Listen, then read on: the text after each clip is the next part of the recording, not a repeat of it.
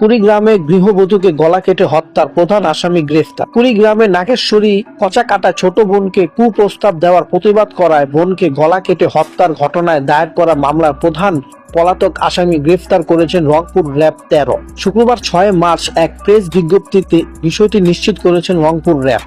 এর আগে বৃহস্পতিবার রাতে তাকে গ্রেফতার করা হয়। মামলার এজাহার সূত্রে জানা যায়, গ্রেফতার হওয়ার আসামি মোহাম্মদ আবুল কালাম 35 বছর বয়সের।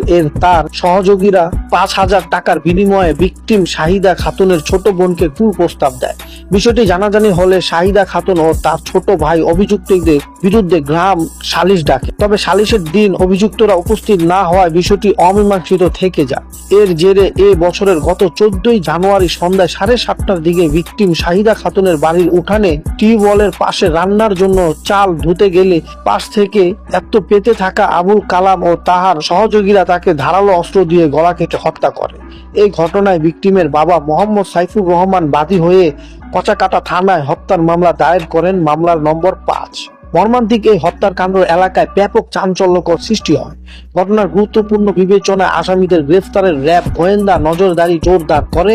গোপন সংবাদের ভিত্তিতে র্যাব 13 সদর কোম্পানি রংপুরের একটি অভিযানক দল গত 5 মার্চ রাতে রংপুর জেলায় বন্দরগঞ্জ থানার স্টেশন রোড এলাকায় মোহাম্মদ আব্দুল মতিন আনসারির বাড়িতে অভিযান চালায়। মামলায় প্রধান পলাতক আসামি মোহাম্মদ আবুল কালামকে গ্রেফতার করে। গ্রেফতার হওয়ার আবুল কালামের বাড়ি কুড়িগ্রাম সদর উপজেলায় 4 হরিকেশ এলাকায়। পরবর্তী আইন অনুযায়ী ব্যবস্থা গ্রহণের জন্য তাকে সংশ্লিষ্ট থানায় হস্তান্তর করা হয়েছে। রংপুর 13 এর অতিরিক্ত পুলিশ সুপার বিপ্লব কুমার গোম্বানি জানান, হত্যা, ধর্ষণ, রাহাজানি, মাদক চোরাচালান সহ সব ধরনের অপরাধ দমনে র্যাবের অভিযান আগামীতে অব্যাহত থাকবে।